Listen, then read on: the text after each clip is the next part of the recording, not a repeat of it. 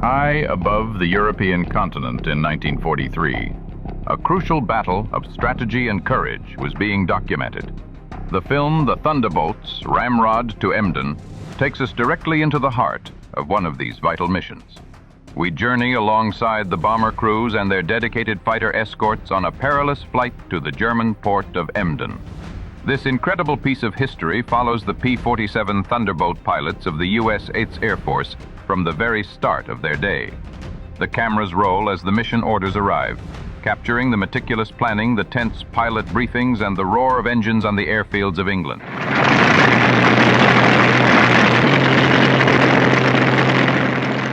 Within these squadrons flew young men who would later become legends.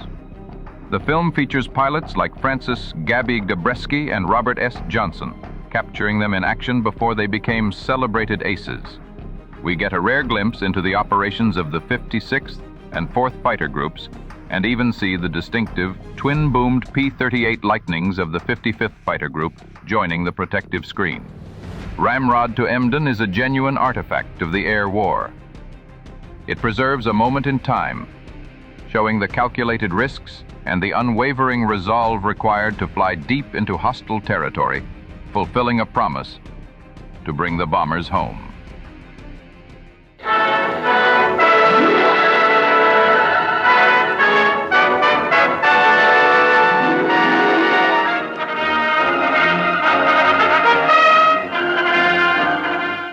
At an 8th Air Force fighter base on the invasion coast of England, the commander of a combat wing pins DFCs on Thunderbolt pilots. They won those medals in the Battle of Germany, escorting our bombers to their targets.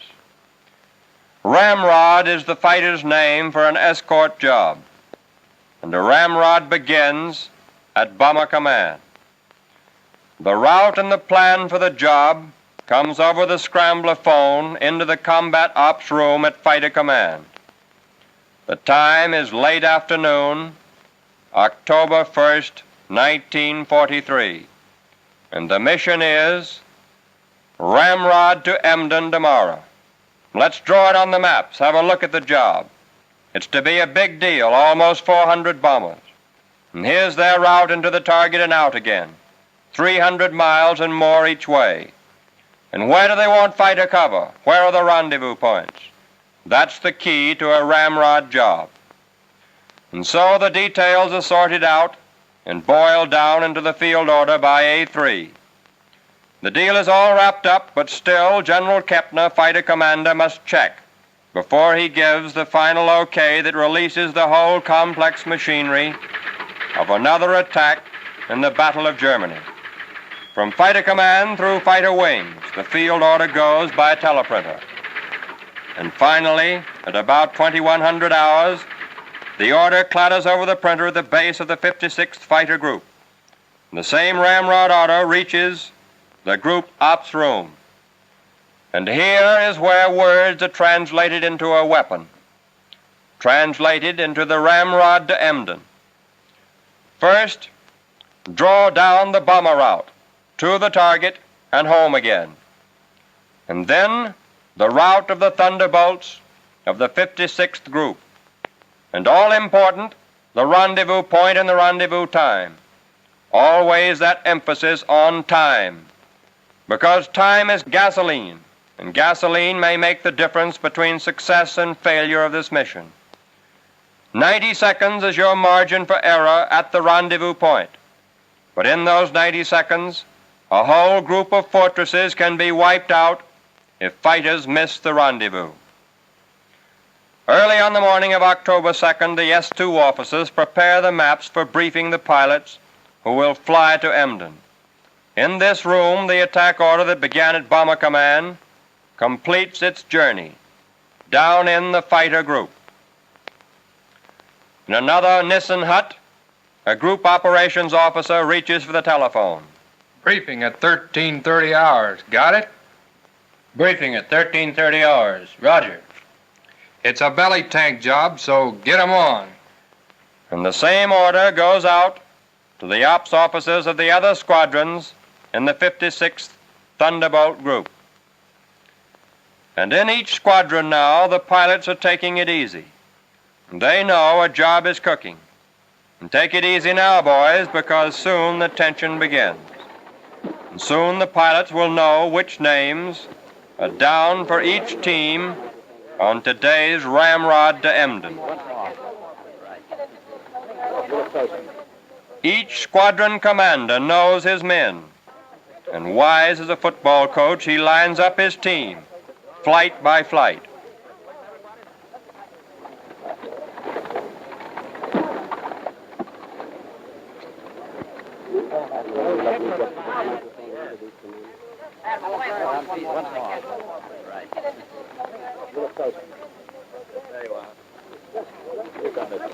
Out around the field, the ground crews put on the belly tanks that the Thunderbolts will need today to do their job.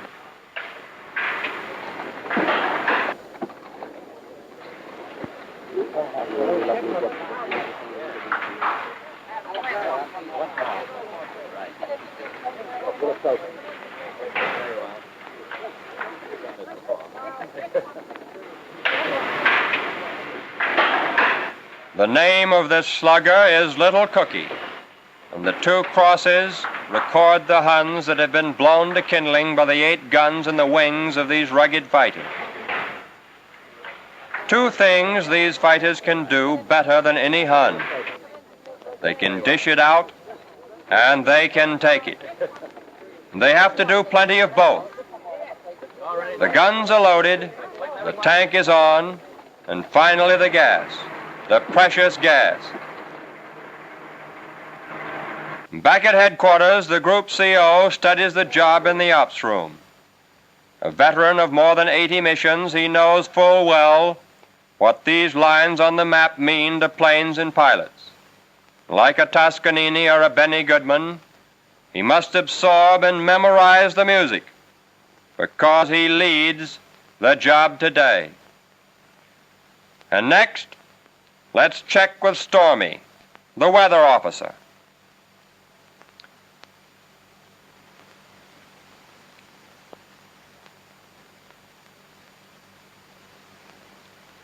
Over the sea to landfall, 6/10 cloud at low altitudes.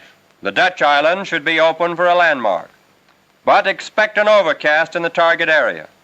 The wind clocks at 110 miles per hour at 30,000 feet from the west. So get down low coming home or you might not get home. And then the S2 officer checks the flak map. Those red areas up there on the Dutch coast spell danger. Anti-aircraft guns are down below that reach up to 30,000 feet, so look out.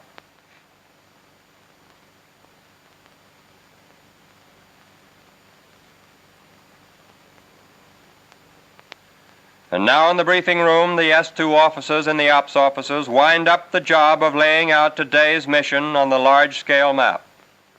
And outside now, from scattered corners of a station that is sprawled all over the English hills, carefully dispersed to guard against sneak raiders, the 50 or more pilots who will go out today in Thunderbolts arrive at the briefing shack on battered bicycles and some in the always reliable Jeep.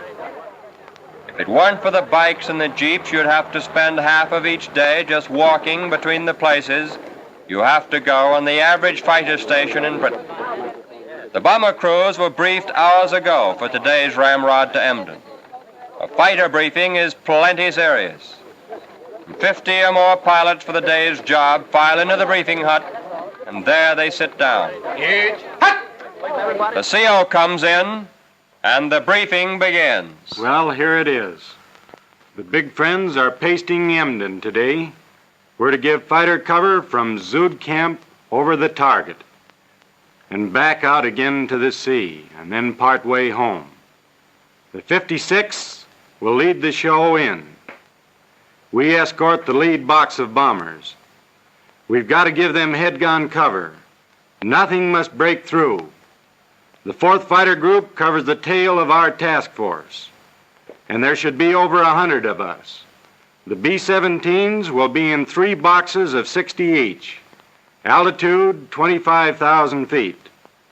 The course home is 249 degrees magnetic. And remember, our rendezvous with the bombers is at 1548 at Zuidkamp. They'll be to the north of us. Start engine at 1443.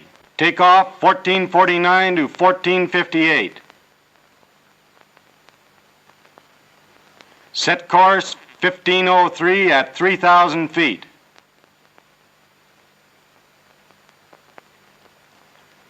Course out 80 degrees. Target 89 degrees 1600. Course back 249. Land at 1722.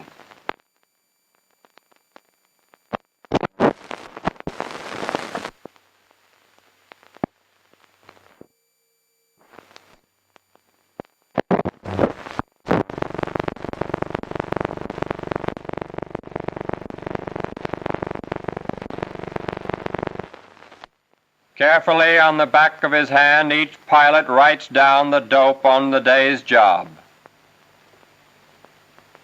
And now back to the CO again.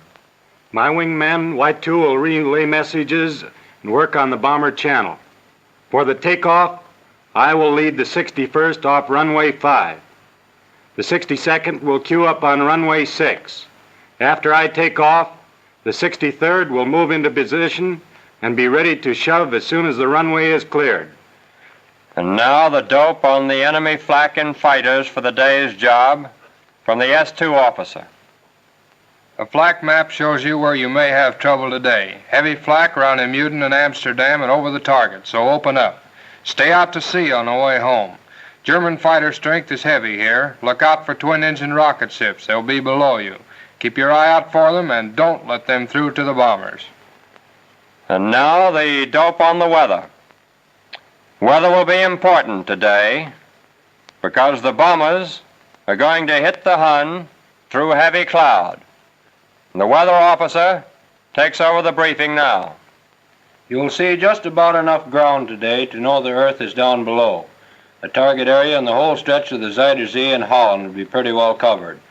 The front over to the west of us won't affect the base for your return. There'll be scattered cloud. Winds above are 110 miles per hour at 250 degrees. Contrails will persist at 31,000. And now, with the time check, the briefing will come to an end. This moment is dramatic in its tension and important.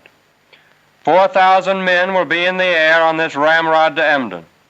All 4,000 must be synchronized to the second. Okay, boys, good hunting.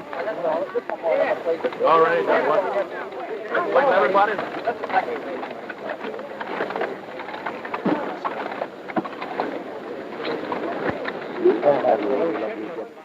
Jeeps will carry pilots to the planes.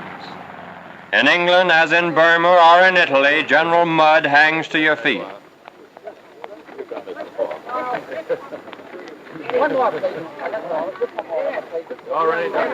And like everything else in every army, the Jeep must carry twice the load it was designed to do.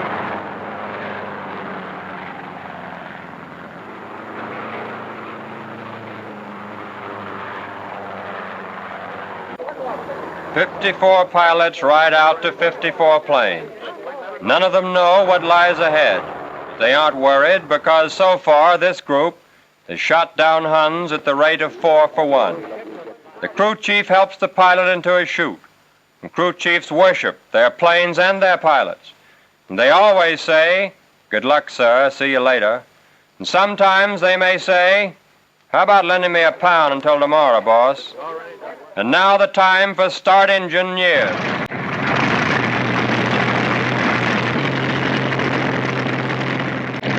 Six minutes after the first engine starts, the first squadron must begin the takeoff. 7 minutes later, all 54 planes must be airborne.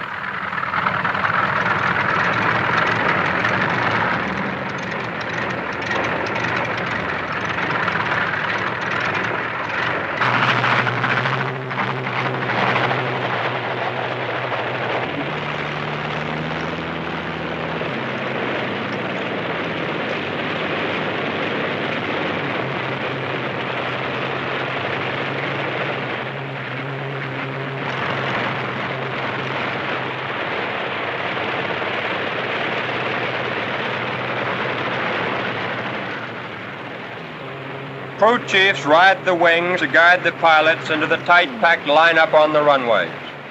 Remember, no seconds can be wasted now. These Thunderbolts will need every thimble of gas to get to the target and fight and then get home again today.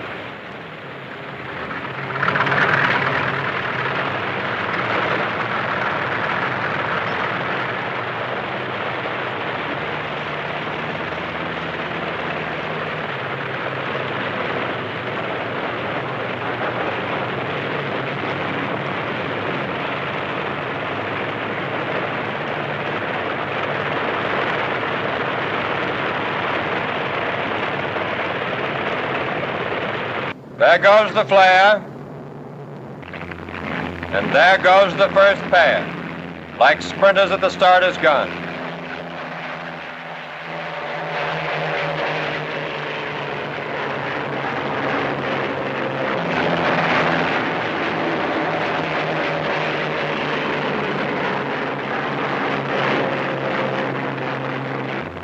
The leader will fly 3 miles out, make a slow turn, and then before he finishes a half turn of the field, 16 planes of his squadron plus 2 spares must be airborne and in position.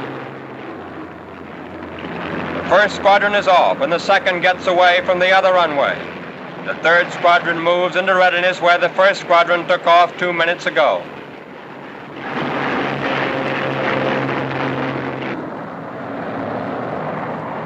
One slow climbing turn, all 3 squadrons will assemble and form into a huge V. The lead squadron in the center, the spearhead. The flights fly in a 4-ship V, 8 aircraft operating as a section. The trailing section flying 500 feet above the other. The 2 spares of each squadron straggle behind. Now the whole group sets course on 80 degrees. A slow climb to the Dutch coast, then open up into battle formation. 3 hours from now, home again, if you're lucky.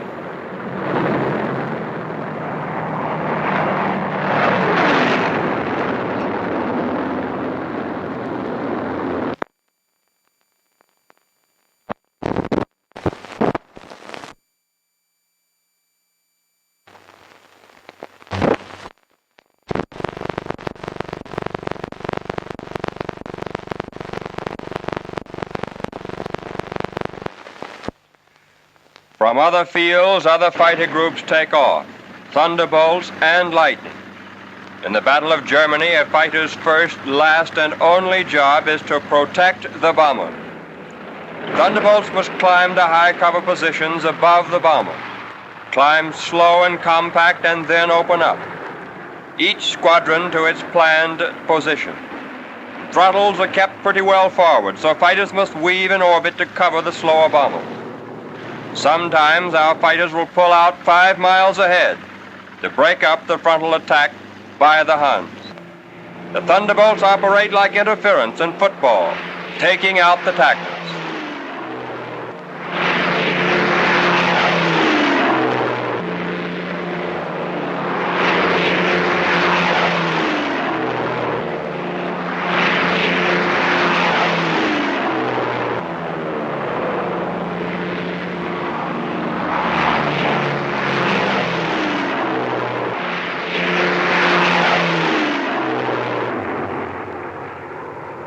While they are still climbing, the fighters stay in close.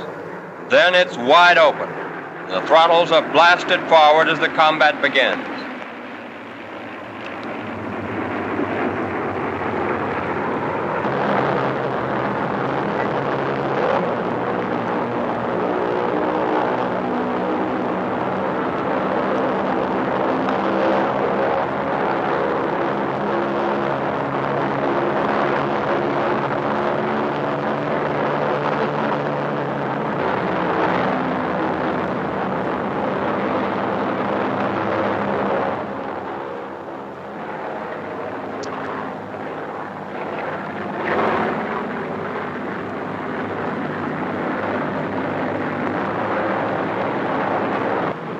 The bandits are sighted and begin their slashing attacks through the bomber formations, and the Thunderbolts are on top of the attackers.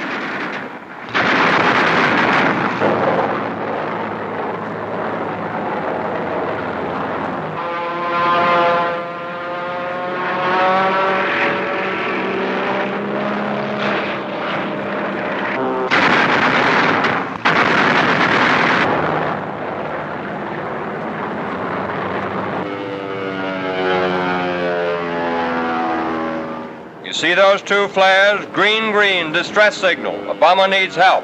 And here come two Thunderbolts.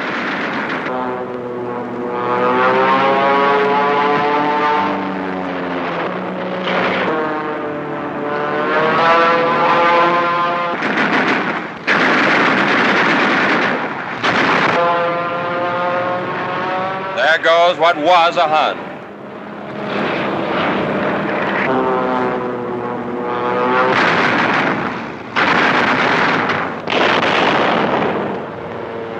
There goes the other pair of the flight.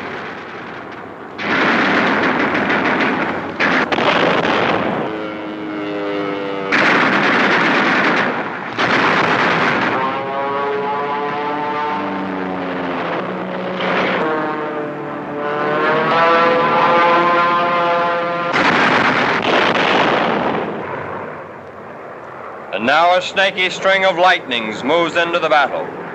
They are the fighters that cover the bombers on deepest penetrations into Germany.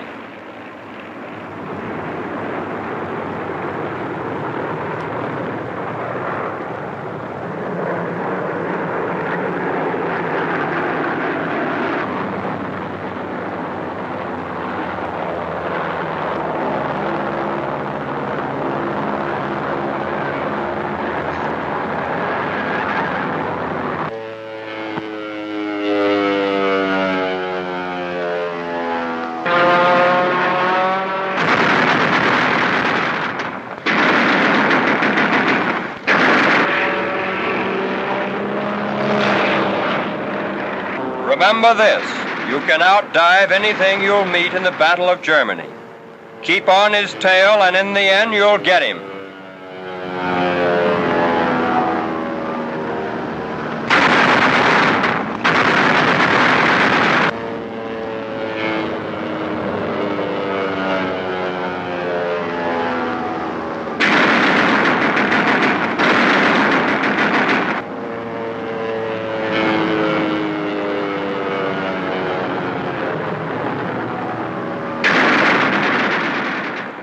Run wide open and you gotta reef it in.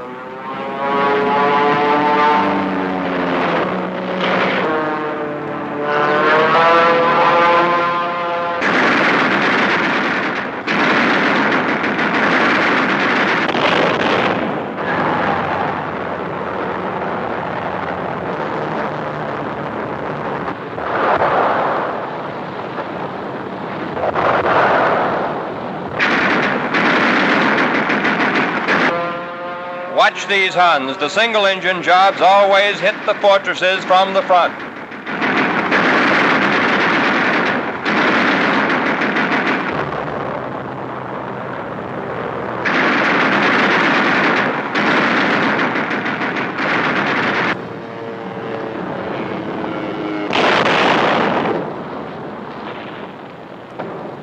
Going into the bombing run, you've really got to protect the bombers, because they've got to fly straight and level through flak and fighters to get their bombs onto the pinpoint targets down below.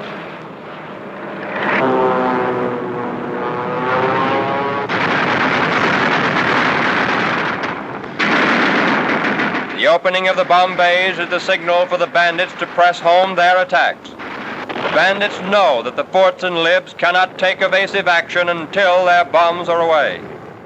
The bombardier must forget his nose guns now and concentrate on that bomb site. Through cloud or clear skies, those eggs must go down and find the target. And it's up to you to help the bombers lay those eggs on targets like these.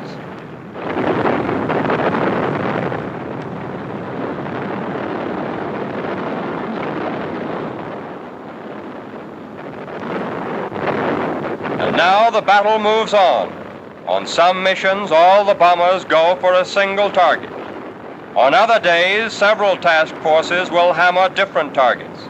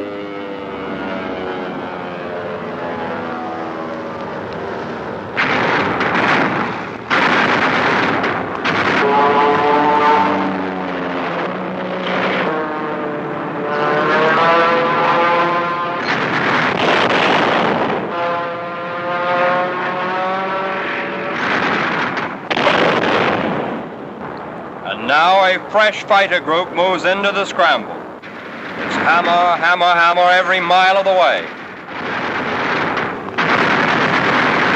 Twin-engine Huns come up now with their long-range rocket guns. Watch this explosion. That was a Rocketeer.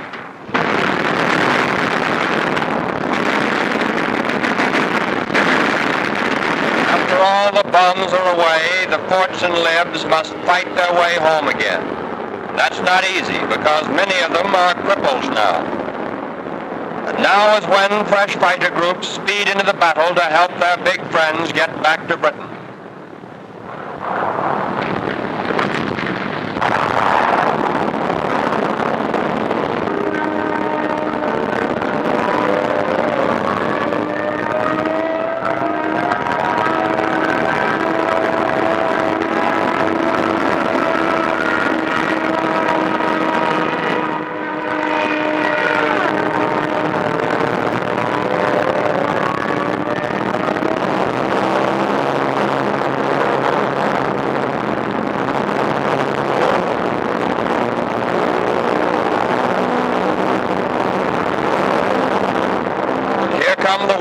Across the sky that mean fresh fighter strength.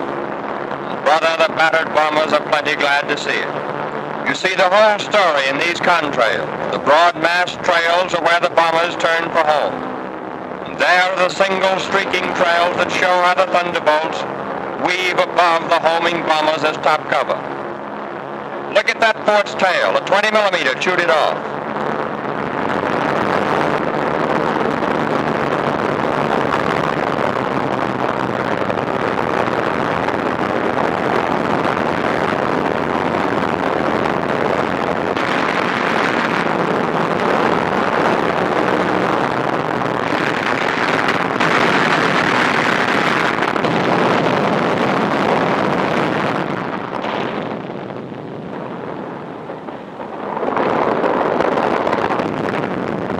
Some of the bombers are bound to get it. There goes one of the big boys spinning down.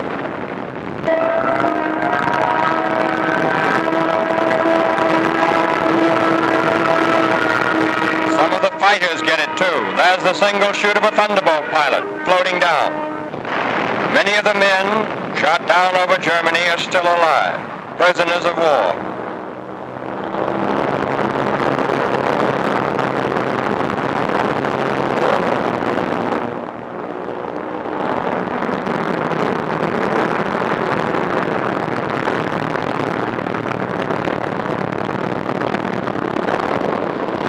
Black smudges of the flak that come up from the anti-aircraft guns below.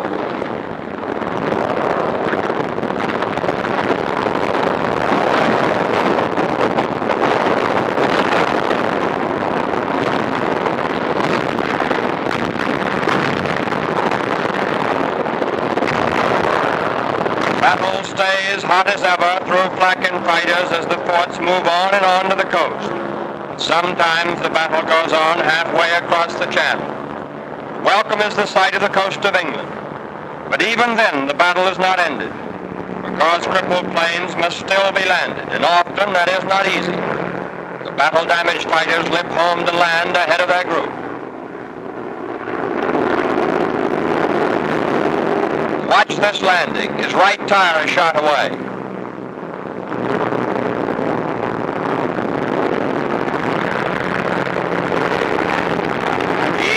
Hold it.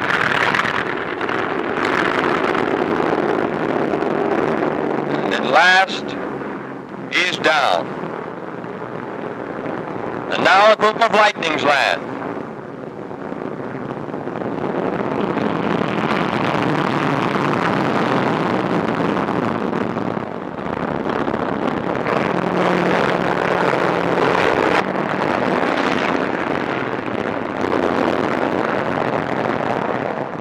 Now the 56th group comes home.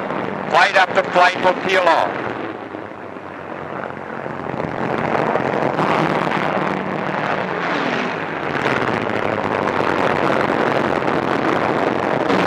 A new flight moves into peel-off position as each proceeding flight goes into the approach.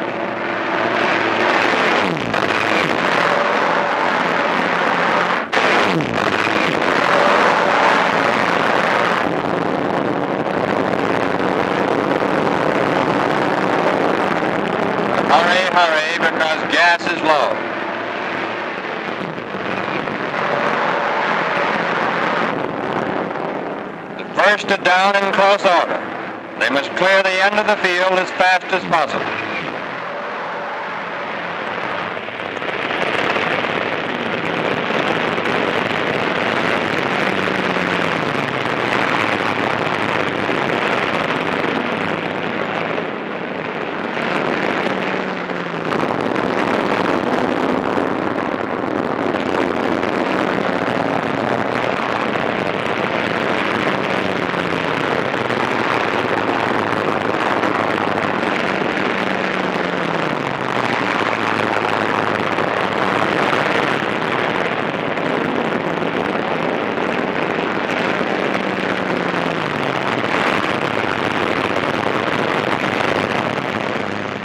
Plane taxis to its own hard standing, widely dispersed around the field.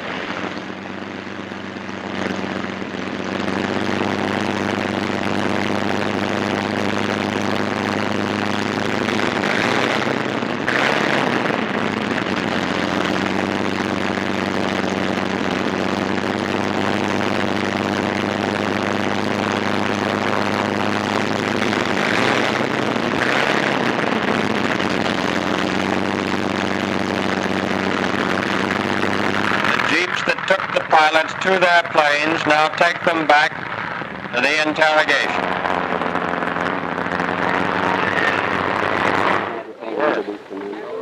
A pretty happy bunch. They got 4 Huns and lost none of their own planes today. Now, this is the Thunderbolt group that swore back last April that they would knock down 100 Huns by Armistice Day, and they made it, with 2 to spare. The S-2 officer, the pilots call him the spy, conducts the interrogation.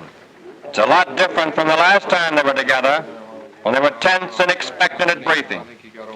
The spy will ask, well, how about the rendezvous? And Gabby, a squadron leader, will reply, we hit it on the nose, 1558 at Zud Camp. And then the spy will say, okay, and now for the claims. How many Huns did you get today? Well, I blasted one Farquhar at that island. He took plenty of lead, but he went down. And then another one. I parked him on a cloud. Nice shooting, brother. And how about our big friends? Did anybody see any bombers go down? Yeah, I saw one. 6 guys bailed out. Any more claims? Yeah, I got one of those rocket carriers. He tried to get away, but I nailed him. And so it goes. Another ramrod comes to an end. It's been a good one. Only 4 bombers were lost today, thanks to the fighters. Bottoms up, the hunting was good.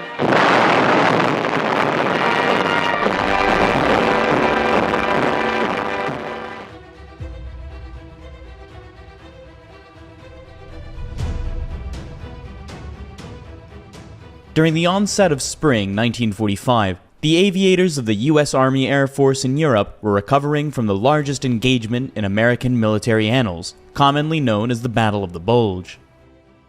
The toll they had paid, both in terms of personnel and equipment, had been staggering.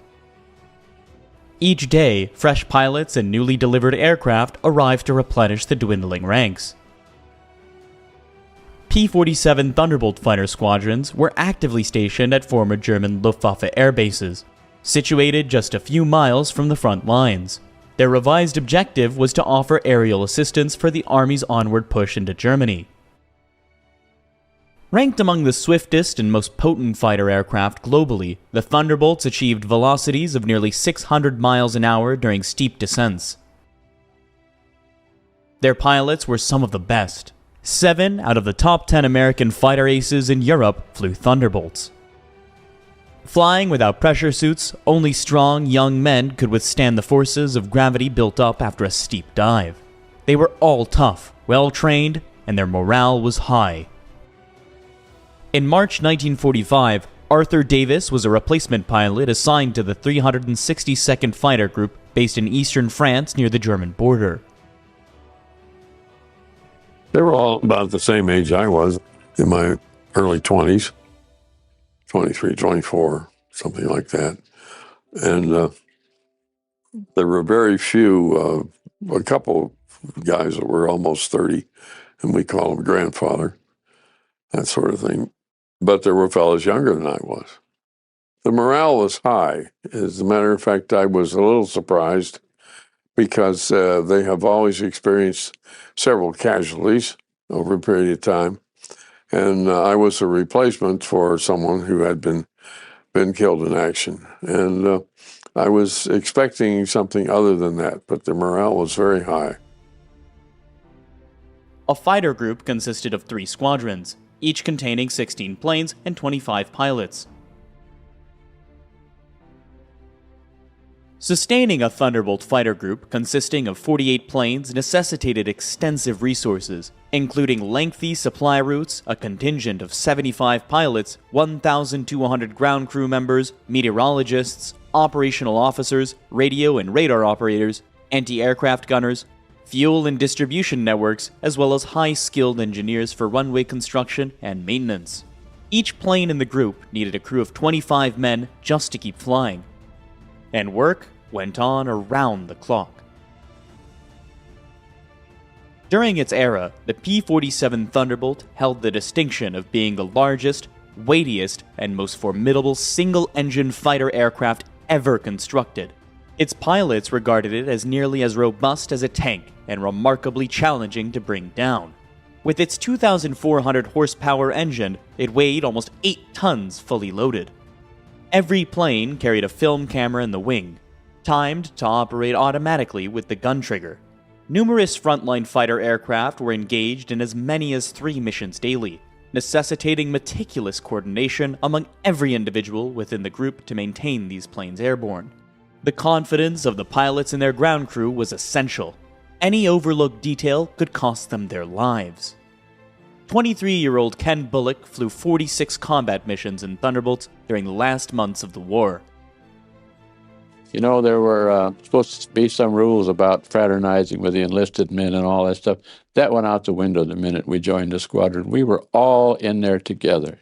It didn't matter if you were a private or a colonel. You were all on the same team. You knew each other. I mean, you showed respect, don't get me wrong, but the people really worked together. You talk about cooperation and communication. It was there. And I am so proud to be a part of that. We liberated a supply dump or something full of Mercedes convertibles. And it turned out that almost every pilot in the 377th had his own convertible. As of March 1945, the role of the P-47s had shifted from providing bomber escort to delivering immediate air support for the progressing ground forces and armored units. Flying attacks from as low as 50 feet were costing many pilots' lives.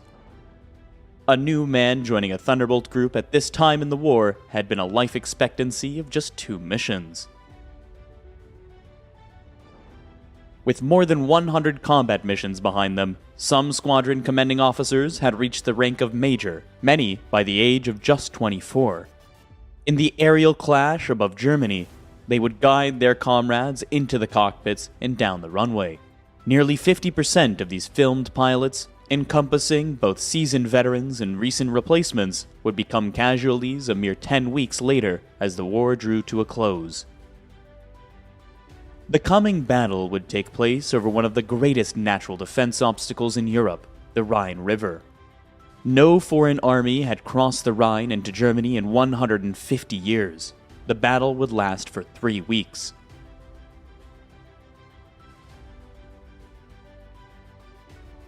All Thunderbolts were now flying 3 combat missions a day. 22-year-old Lieutenant Paul Odell was a veteran of 45 combat missions, many of them over the Rhine. And they would have a crew chief and the assistant there. They would get us up in the plane. Then naturally we had to start the plane up in that area and have the crew chief get on a wing because we had to taxi out over chicken wire and straw, and he had to guide us along because we couldn't weave back and forth to see where we were going. So then we would finally get to the end of the runway, and we'd get lined up in position, our takeoff position, depending on where we were in the flight.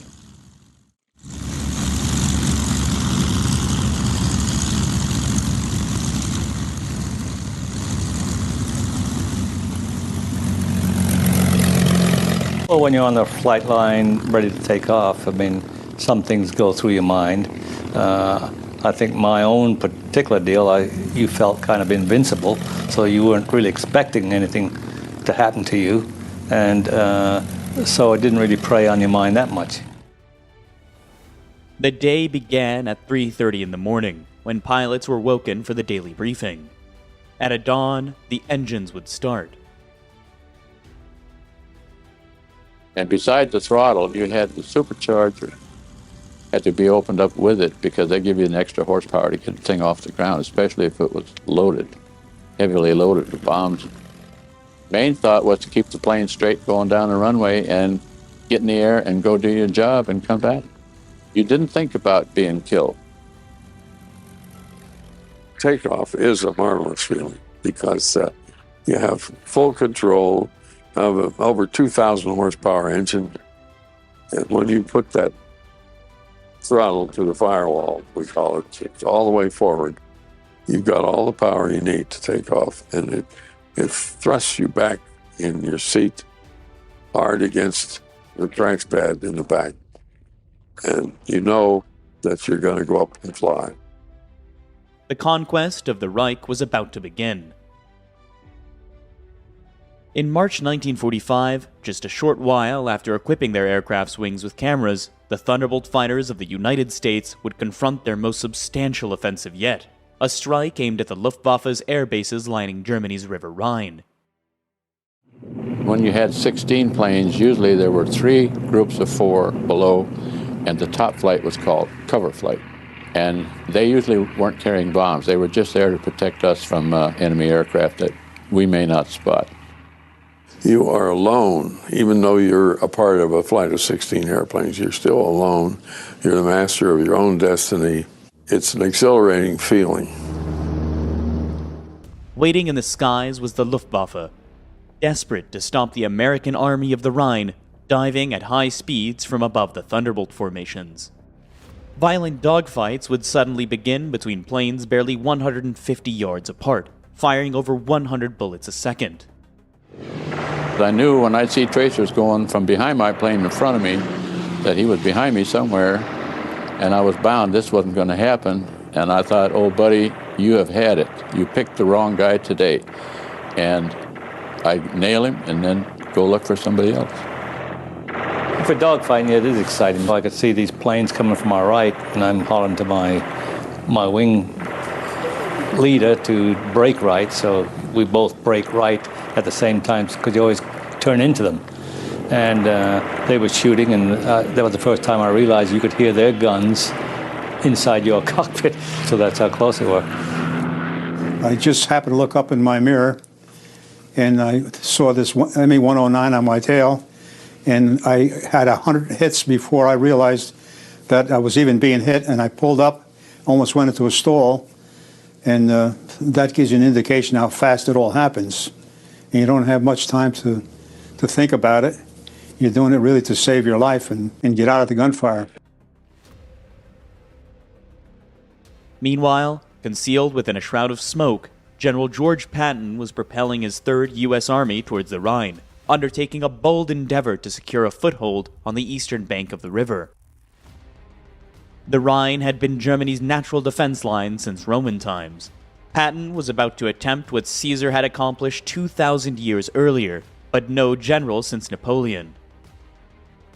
A separate U.S. Army, the 9th, had arrived at the Rhine 3 weeks earlier. Nevertheless, all its attempts to establish a lasting bridgehead across the river had been foiled by resolute Nazi resistance. Patton's plan relied on the fast Thunderbolts, knocking out German resistance ahead of his advancing army. Supporting the Rhine River attack, it got so we would be flying maybe 4-ship missions and going out, many missions. We would take 2, maybe even 3 missions a day where we'd be going out and getting whatever targets we could that would stop us from going across the Rhine. Now, sometimes we'd have a lot of targets, such as a radio station. Other times we would be going into front line support controllers and attacking targets for them. And that one town would not surrender, and they announced to the people with loudspeakers, I guess, mounted on the tanks, that they're given 5 minutes to surrender the town. and they never surrendered. And so we worked the town over, and after that, we were finished. You can imagine maybe 50 or 60 airplanes with 50 caliber rockets. That town was level. I don't think there was a mouse left. Without air cover and with no place to hide, the German tanks proved vulnerable to airstrikes. In a span of 110 days, over 500 of them were obliterated through aerial assaults by ground-attacking fighter bombers. These aircraft surged forward at speeds surpassing 300 miles an hour and skimmed as close as 50 feet above the terrain. Even individual German soldiers found themselves abruptly subjected to thunderous onslaughts from these aircraft. Patton's gamble completely surprised the Germans as well as President Eisenhower. Silently and without discharging a single artillery round, Patton's Third Army clandestinely traversed the Rhine at Oppenheim, located to the south of Frankfurt. They successfully reached the eastern bank under the cloak of darkness, precisely at 10:30 p.m. on the evening of March 22nd. The nocturnal operation had cost only 28 American casualties. The following day, Patton's tanks, troops, and supplies streamed across the once invincible defense line. His fast-moving army spread out, encircling more than 200,000 German soldiers and taking them prisoner. Patton then ordered the captured soldiers to march through the city's main square as a symbol of defeat to the German civilians who were forced to watch. The German radar-controlled anti-aircraft flak was taking its toll on the American Air Force. Dozens of Thunderbolts were hit, wounding the pilots and damaging the planes. Landings became as difficult and dangerous as the missions themselves. So you would simply come down with your flight below the tower, and they would shoot a gun with a green light or red light, and you would peel off one after the other, and you would literally go into a chandelle, which is like going upside down, drop your wheels while you're upside down, and do a tight turn and come in. And usually you try to do it under 1 minute. Now, there was a reason for that. If each pilot did it in 1 minute, you can determine that you have 50 planes. They would be landing in 50 minutes if that worked out correctly. Fire and ambulance crews on runway alert waited for the planes to return. Amidst a scarcity of fuel in most aircraft and others unable to deploy their landing gear due to flak-induced damage, a considerable number of pilots were compelled to execute crash landings. Unfortunately, these landings frequently led to catastrophic outcomes, including ruptured fuel lines and the presence of unexploded bombs and rockets still affixed to their compromised aircraft. The average life of a fighter pilot was, I believe, about 4 hours as an average. But I think everyone was concerned with the tremendous losses in the pilots. We had an abnormal amount of fatalities. Just analyzing how many pilots we were losing, it wasn't that I gave up hope. I suppose it made me try harder subconsciously, but I just couldn't visualize myself coming back in the United States and stepping off a boat or a plane. I just couldn't picture it in my mind. You felt badly when one of your squadron mates got shot down, and particularly if you knew he was killed. I mean, you couldn't really dwell on it because that was it and it was gone. You know? I lost some friends, and we would lose 3 or 4 pilots a week, and it seemed like it was always one at a time. At the time, the air battle over the Rhine was the largest operation of the Second World War. On one day alone, March the 24th, Allied pilots flew 12,000 combat missions, more than were flown on D-Day 10 months before. We sent 8 out and 1 came back. That was a bad morning. And when the guy pulled up and taxied up, he stood up in the cockpit and emptied his .45 into the cockpit. He never flew again. They took him to the hospital. The quiet period we had before takeoff on a mission was something that was designed by some flight surgeon somewhere, but it was a very important thing. It was approximately 5 minutes long, and it enabled each and every one of us already strapped into our fighter plane to re-sift and rehash our thinking and calm ourselves down to get ready for the task at hand. The first time I did it, I thought it was rather foolish. Let's get up and go. That was my attitude. Then after experiencing this quiet time once or twice, I realized how important it was. My whole attitude changed in that 5 minutes. And I imagined that it leaked over into the flight crews, the mechanics, the armorers, the other people. And they felt the same thing. It was sort of a feeling of peace almost that came across.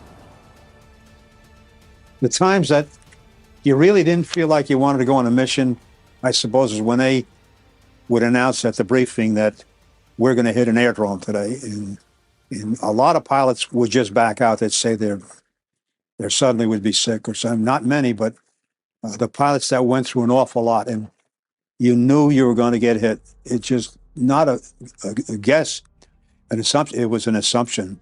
You were going to get hit, but how severe, you don't know.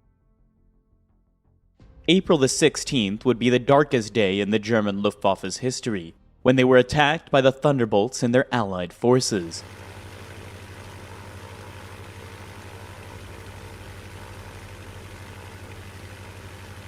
The Thunderbolt squadrons of the 362nd Fighter Group targeted the Luftwaffe with devastating results. 24 German aerodromes were attacked with guns and rockets fired from altitudes of just 20 feet above the ground.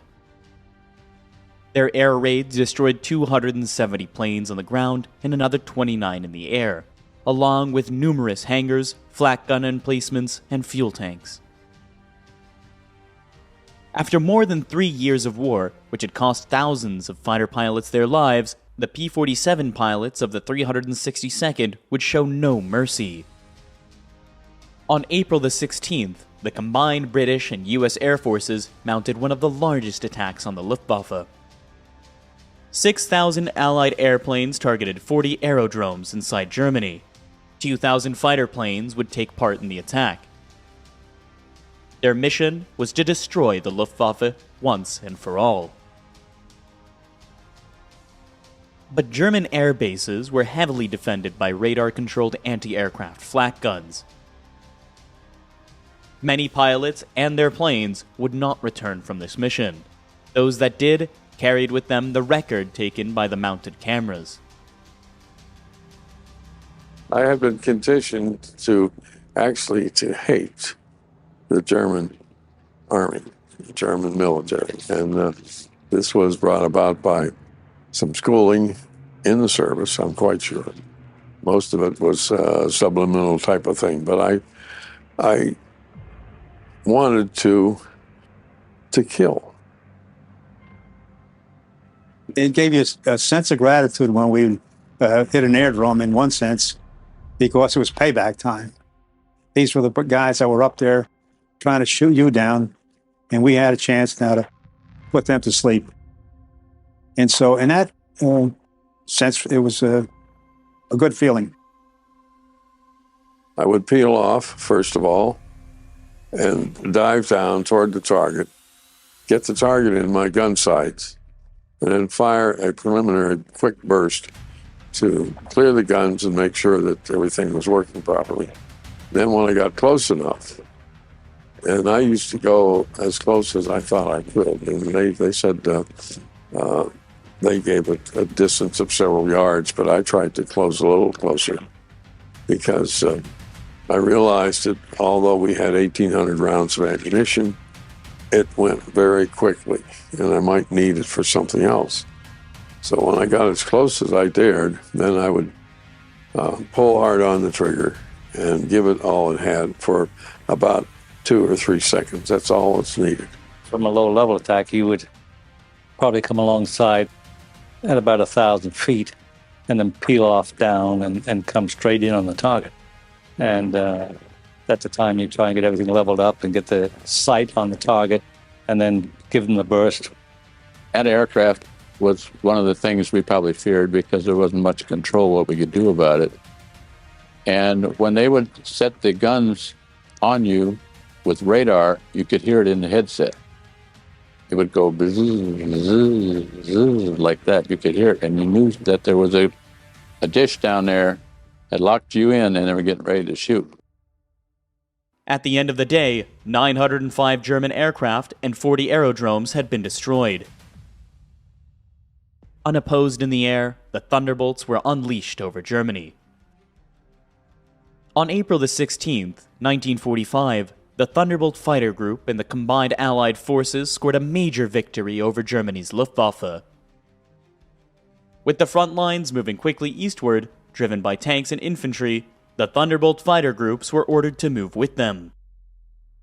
Captured aerodromes inside of Germany were to be repaired and used as forward bases of operation. When the Air Corps engineers arrived at Frankfurt to inspect an aerodrome, they were confronted with the damage that had been inflicted. What little was left undamaged by the Thunderbolt attacks had been destroyed by the Germans themselves, obeying Hitler's scorched earth policy throughout Germany.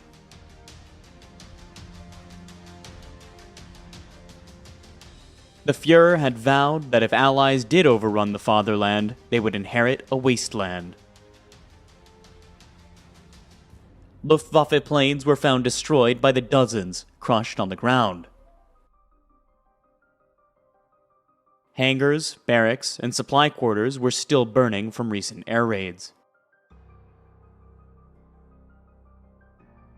The once powerful German Luftwaffe, which had struck terror into the hearts of the people all over Europe for 6 years, was now a smoldering hulk of its former invincibility. Starved of fuel and spare parts, its famous fighter aces captured or dead. In 6 years of war, more than 94,000 Luftwaffe planes had been lost, and with them, over 138,000 airmen. Runways and hangars were quickly repaired. The 362nd Fighter Group moved to their new forward airbase at Frankfurt, their fourth in 10 months. From here, the Thunderbolts would rampage over Germany for the next 18 days, attacking anything that moved. The final humiliating misery of Germany was about to begin. There wasn't exactly a fear of not coming back. We realized it was the possibility, definitely was there. But your job was to get the target we were assigned and be sure that your wingman, or if you were the wingman or the element leader or flight leader, took care of each other and to be sure you got back. That was our mission: destroy the target and get back. Finding targets of opportunity was the order of the day. Skimming the terrain at low altitudes above urban areas and rural landscapes, Thunderbolt pilots would execute sudden dives onto unsuspecting targets. They would release a barrage from their 8 50 caliber machine guns, bombs, and rockets. For the German army, there remained no refuge, as there was no safe haven from this relentless assault. You could see the whites of their eyes, so to speak. Whether it was troops or people on motorcycles or trucks or freight cars full of ammunition or whatever, you could very quickly see what you had to shoot at.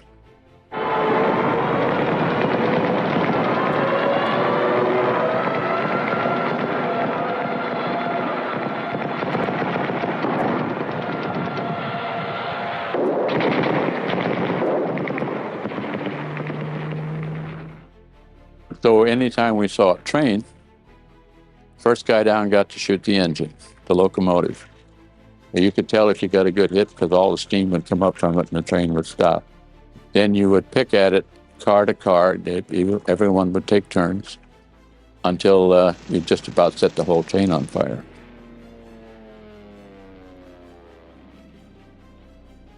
Many of those targets were horse-drawn vehicles being tethered by women. Those wagons were full of ammunition, and you'd start up your pattern, and it was a repeat pattern. You'd keep making pass after pass, regroup, start passing again, and you'd end up with 20, 30 horse-drawn vehicles splattered all over the road, and you'd watch the horses go flying 20 feet in the air when those 50 caliber bullets hit.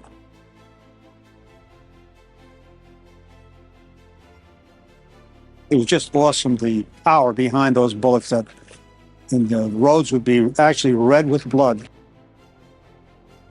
You did your job, but you didn't quite feel so great about it. Coming along, I happened to look down, and there was a bridge. It looked like a viaduct, an old Roman viaduct bridge in a way, and it had a truck on top of it. So I thought I'd just shoot the rocket at that.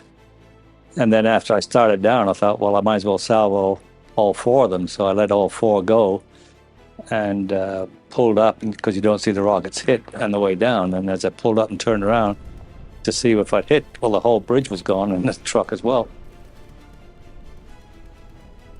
I wouldn't start a dive bomb in no less than 8, maybe 10 or 12,000. The reason being, you come straight down with the aircraft. You release your bombs while you're in that vertical position. And then when they go, then the main thing you should do is get out. Get out of the way.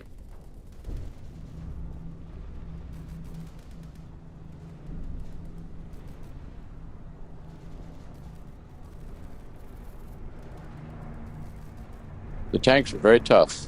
The Tiger tanks they had were really good, and they all carried, or most of them carried, a fuel tank behind them in a trailer. So what we would do is not worry about the tank. We'd hit the trailer and set it on fire. And if it came loose or whatever, then we would shoot the bullets right underneath the tank, and they'd bounce up from the ground or whatever row they were on or whatever up into inside the tank, because they weren't armor plated underneath, but they were on top and on the sides. So we still found a way to get in. We used napalm several times, and it was very effective. One of the places where we could use napalm to full efficiency was dropping a load of napalm on top of a Panzer tank. If the hatch was open, of course, you can imagine what would happen. If the hatch was closed, the napalm would spread all over and immediately catch fire, and it would be like having meat in an oven. They would be roasted inside.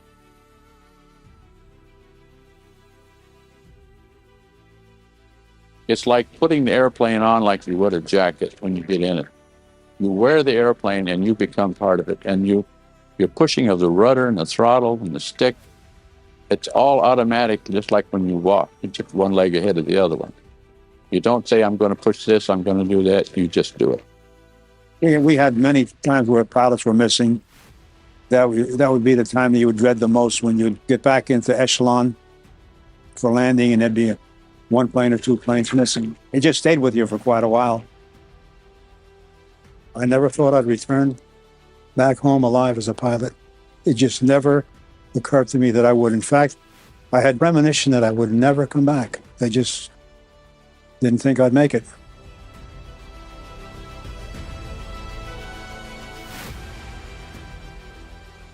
On May the 1st, 1945, the Thunderbolt pilots flew their last combat mission over Germany. 7 days later, the Germans surrendered.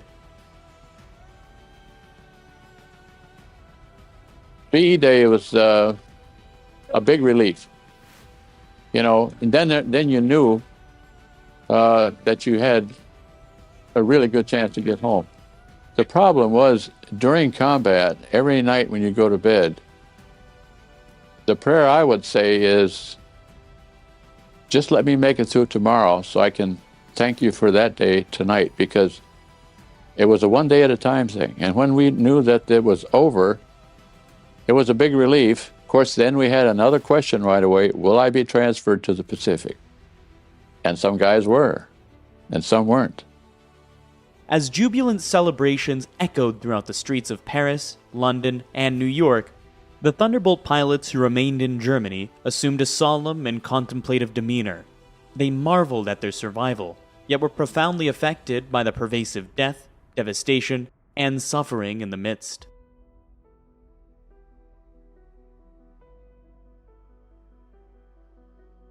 Hundreds of thousands of German war orphans were living on the streets as beggars, while millions of liberated refugees and concentration camp prisoners from all over Europe awaited transportation back to their homeland. Throughout the continent, German soldiers were made to walk back their defeated country. German prisoners started to march through. there were hundreds and hundreds of German prisoners, and you could look the way their shoulders were sagging, their heads hunched over. They were a beaten army, and they just had no strength. Their morale was down to zero, and it was not a pretty sight to see. And there were so many amputees with either an arm missing or leg, heads bandaged.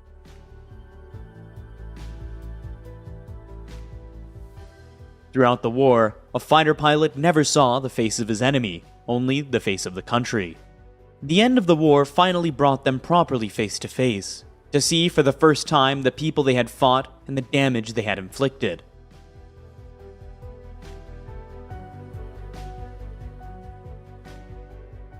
In May, the columns of soldiers stretching for miles began their long march back to Germany from over every corner of Europe. 6 million soldiers walked down many of the same roads and through many of the same towns they had conquered 5 years before, but this time not as the victors. It was a bitter end to the war. The death toll in the Second World War was higher than in any war of recorded history, an estimated 55 million. The European War that ended on May 8, 1945, had been a total war on land, at sea, and in the air, fought by the armies, navies, and air forces of over 20 countries, waged mercilessly on civilians. For all the battles fought during these terrible war years, more civilians died in the conflict than soldiers. The defeated Germany these soldiers returned to was in ruins. Not one family had emerged unscathed.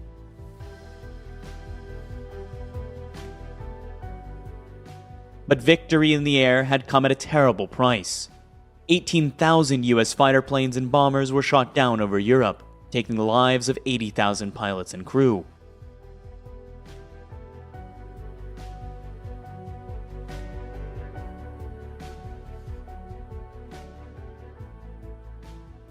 During 5 years of air raids on Germany, Allied aircraft dropped almost 3 million tons of bombs, killing 600,000 German civilians. 5 million houses were destroyed, leaving 20 million people homeless. The 50 largest German cities were reduced to hollow walls and rubble. Transportation and communication systems had ceased to function, as well as all levels of government. Hitler's total war had brought Germany to utter destruction and shame for the crimes of the Nazis. When you see the destruction at the end of the war, I mean, you can't believe how anyone could have done that and how anyone could have lived through it. You know, I mean, it's so complete destruction that it kind of boggles your mind to figure how people could have survived that. You know, I miss the camaraderie, the action, the flying, the purposeness of missions, and the sudden ability to get something done. And I don't find that as much in peacetime. We were all friends with everybody in the squadron, and we had a feel of almost of brotherhood because we were involved in exactly the same business, each of us. And the only thing that separated one from the other was length of time. How long were you able to stay alive? We trusted each other implicitly. There was never any even suggestion of someone who could not be trusted or someone. In other words, I would put my life on the line for somebody else and they would do the same for me. In the conquest of the Reich, the Thunderbolt pilots of the 362nd Fighter Group flew more than 3,000 combat missions.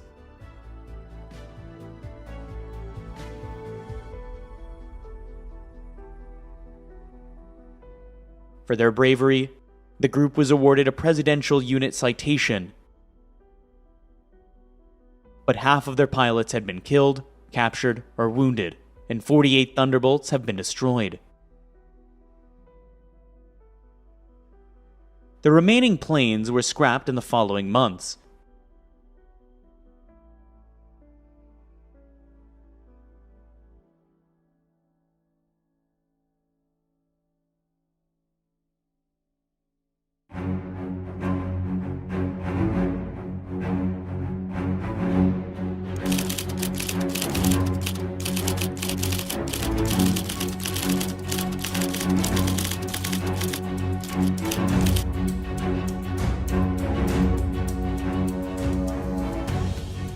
He grew up in tiny Oil City, Pennsylvania, the son of immigrant parents. He showed no interest in flying until 1938 and his college days at Notre Dame. And nearly no one described him as a natural pilot. But he was a natural warrior. He was one of a handful of fighter pilots who launched themselves against the Japanese at Pearl Harbor. His first air combat was fought in a British Spitfire with a Polish fighter squadron. But he would make his mark with the P-47 Thunderbolt, emerging from World War II as the top ace in the European theater with 31 German kills. He would go to war again in Korea and achieve his ace's status a second time, this time in jet fighters. His experience led him to create a completely new set of air combat tactics that saved American lives. He was born Francis Gabreski, third of 5 children of his Polish immigrant parents. They lived in a small town north of Pittsburgh called Oil City and ran the local grocery store. They changed the name to Gabreski to make it easier to pronounce. But the boy who would become one of America's greatest air aces spoke his entire life with a pronounced Polish accent. Francis Gabreski graduated high school in 1938, just as Hitler's legions marched into Austria. He says his eyes were focused on college, on Notre Dame, and eventually medical school like his older brother. After Germany's invasion of Poland in 1939, Gabreski knew the United States would be going to war. And when it did, he was determined his weapon would be an airplane. He joined the Army Air Corps as a cadet in 1940. He trained in PT-17 Stearman biplanes with sleek blue and yellow paint. Gabreski admits he was not a natural pilot. He was nervous, always trying to wrestle the airplane around in the sky, compensating for the torque of the radial engines. He nearly didn't make the grade, but he did qualify, and after some advanced training was allowed to select his first assignment. He chose someplace that sounded glamorous, exciting. I chose Hawaii. Hawaii, of course, I mean, it was a glamorous place. I read about it from travel logs and so forth. It's a beautiful climate. The people are nice and tan, beautiful, and so forth. And the girls are even prettier. But Gabreski found himself in at the start of the war he knew was coming. I was getting ready for church, and I could hear the bombardment off in the distance. And I paid no attention to it because the Navy does have a range in the mountains. And they work 7 days out of the week. There's Sundays when they probably drop a few of the practice bombs. And then all of a sudden I heard machine gun fire. And that machine gun fire was right next over me. And I looked out the window, and sure enough, there was a Zero flying with his machine guns wide open and so forth, strafing everything before him. And I saw the rising sun. And that was my first indoctrination into World War II. And of course, there's no question about being scared. I was scared stiff, but at the same time, I was trained to do a job. We looked at the line, and of course, the buildings, some of the hangar lines were going up in flames. The flight line was going up in flames. Our number one job was to move away the intact airplanes away from the burning airplanes. And of course, that wasn't easy because all our ammunition was in the hangar line. The hangar line was up in flames, and it was just like Roman candles then.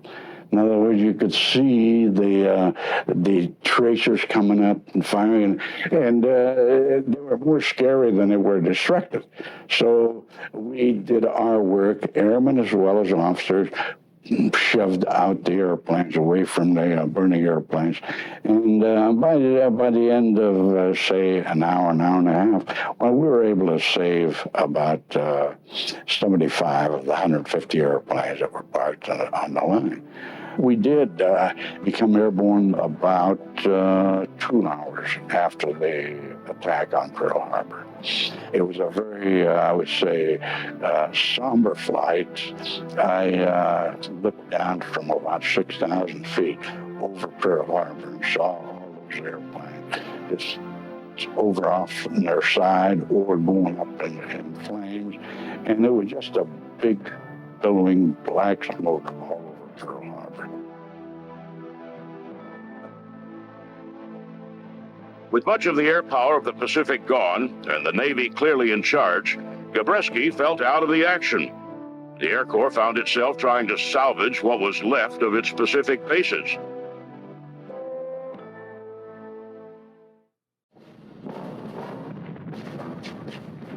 Gabreski filled his time reading up on the war in Europe.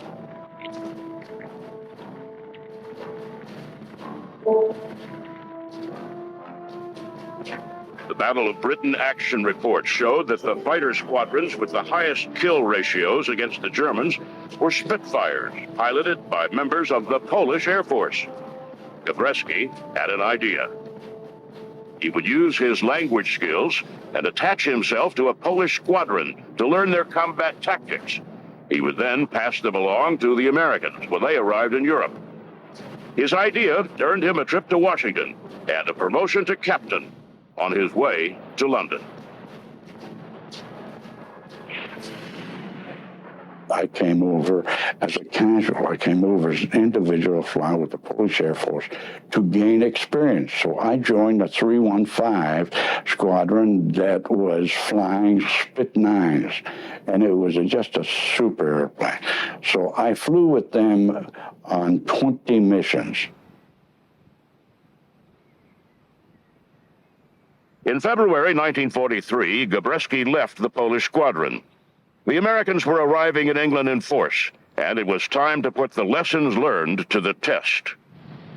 He joined the 56th Fighter Squadron of the U.S. 8th Air Force and met his new aircraft, the P-47 Thunderbolt. After the tight quarters and sleek lines of the Spitfire, the Thunderbolt was a battleship.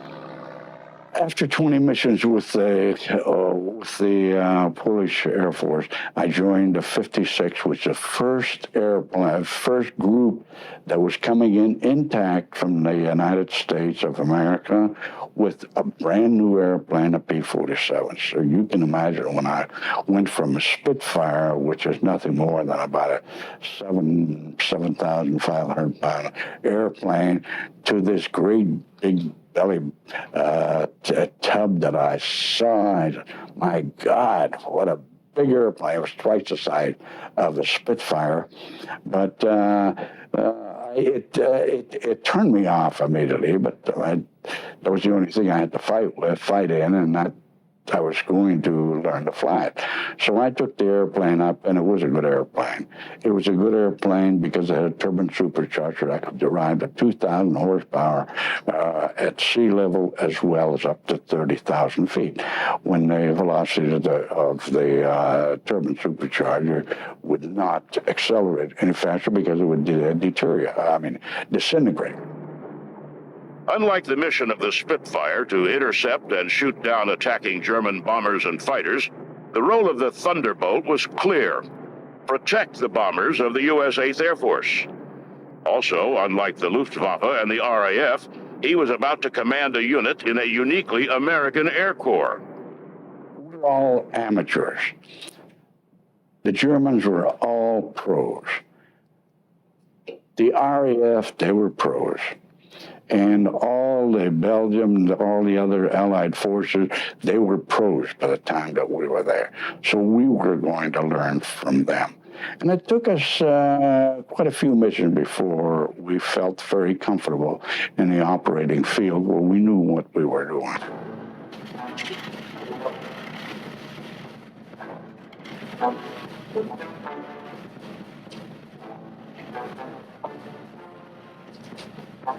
The U.S. 8th Air Force was in Europe to carry out daytime strategic bombing of the enemy. The B-17s were slow, long-range bombers, and the 56th Fighter Group was to escort those bombers to or from the target, to protect them from German fighters the best way they could, and come home. After a non-combat injury sidelined him for several months, Gabreski came back with a vengeance. On August 24th, 1943, he scored his first confirmed victory at FW-190. On September 2nd, he scored his second.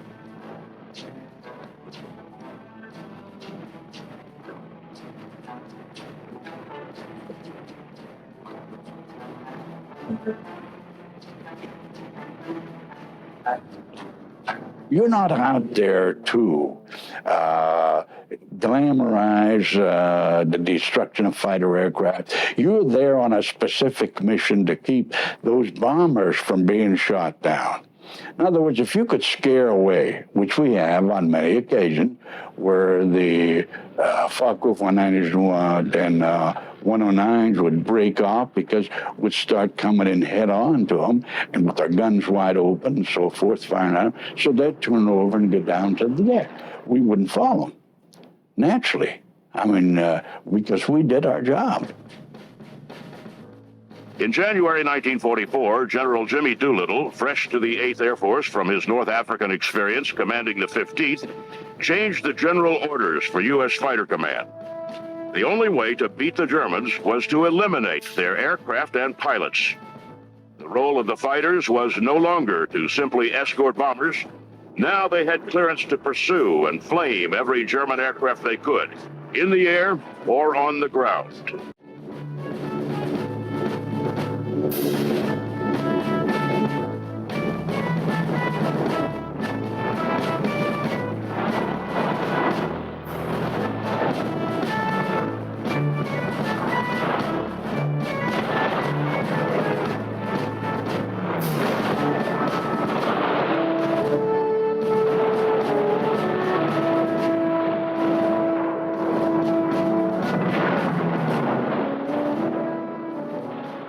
In February 1944, the 56 went on a binge.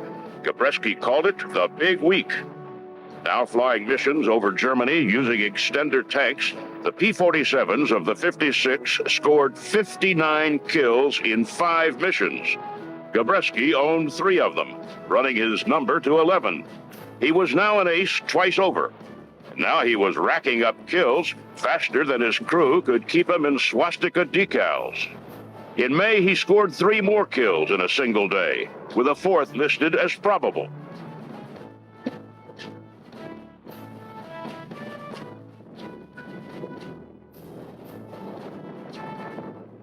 By D-Day, June 6, 1944, Gabreski was in contention for the highest-ranking ace in the 8th Air Force. Truth be told, he was anxious to match the numbers set by a pilot from his group who had been sent home after 27 air victories. A month later, Gabreski did the impossible. He beat the record with a 28th air victory. He could now go home. Gabreski had been overseas nearly 2 years and flown 165 missions. His fiancée was waiting with plans to get married as soon as he got home. Gabby was ecstatic. With the exception of an injury to a pinky finger, he had come through without a scratch. Gabreski collected his orders, packed and scheduled to begin the long journey home July 20th, 1944. He stopped by the operations hut on his way out to say goodbye. They were busy preparing to fly another escort mission over Germany. It looked like the kind of mission where a hot pilot could run up another couple of kills. He had 31. Could he score more? Gabreski decided he had one more mission to fly.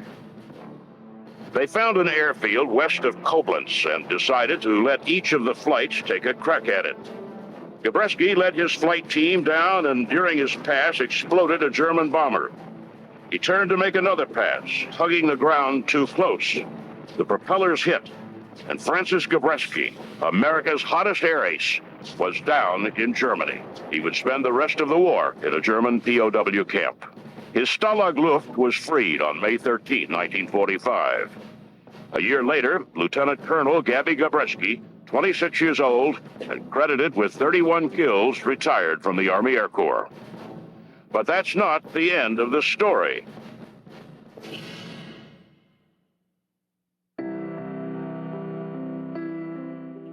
Like many returning vets, Gabreski was anxious to complete his college degree and take up his married life. He and his wife thought the civilian life looked good, and he managed to snag a job with Douglas Aircraft. It lasted less than a year. Gabreski missed the cockpit and flying. He applied for a permanent commission, and in April 1947, returned to the Army Air Force as a lieutenant colonel. Less than a year later, he was assigned to command the 56th Fighter Group, his old combat unit, and with it came promotion to full colonel. It was peacetime work, but not for long.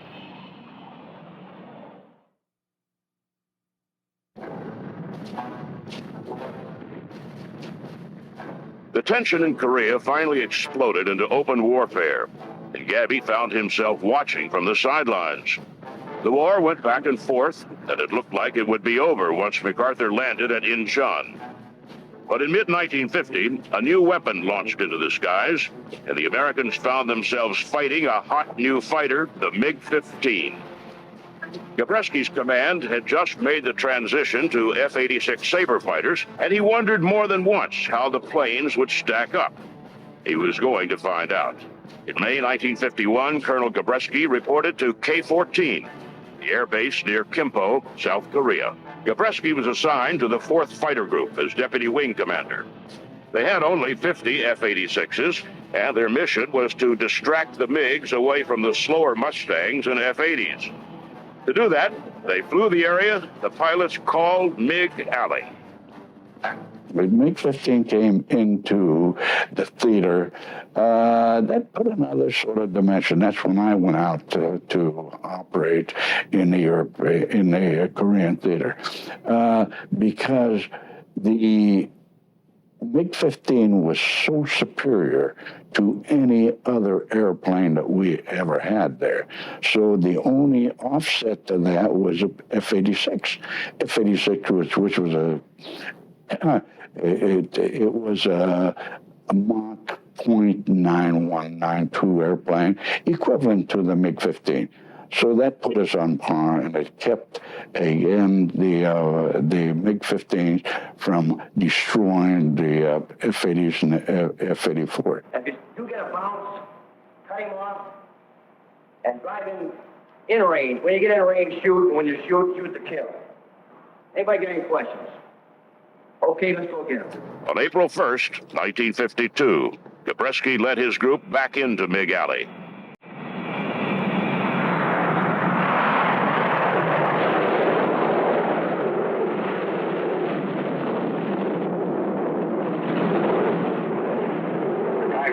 Tiger 2 here, I got a couple of bogeys out there, one coming around at 2 level. Roger, boy, I got him.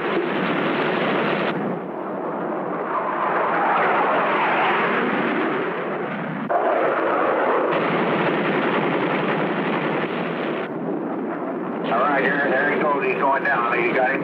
All right, well, that's a good deal. Watch it, we got 4 of them coming in here on at 7 o'clock, hang on. All right, I got him. Go ahead, take it. I'll cover you. All right, I'm going in now.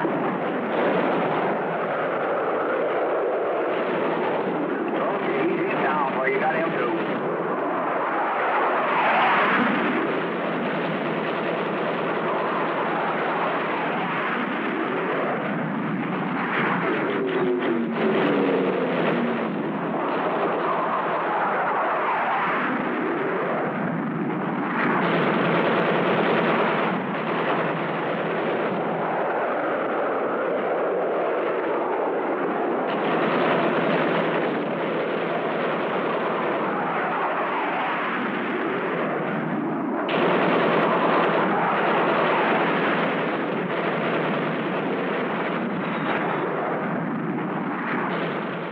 He had 4 kills and wanted his 5th. He went head-to-head with a MiG-15, and after 3 passes, he watched the pilot pop his canopy and bail out.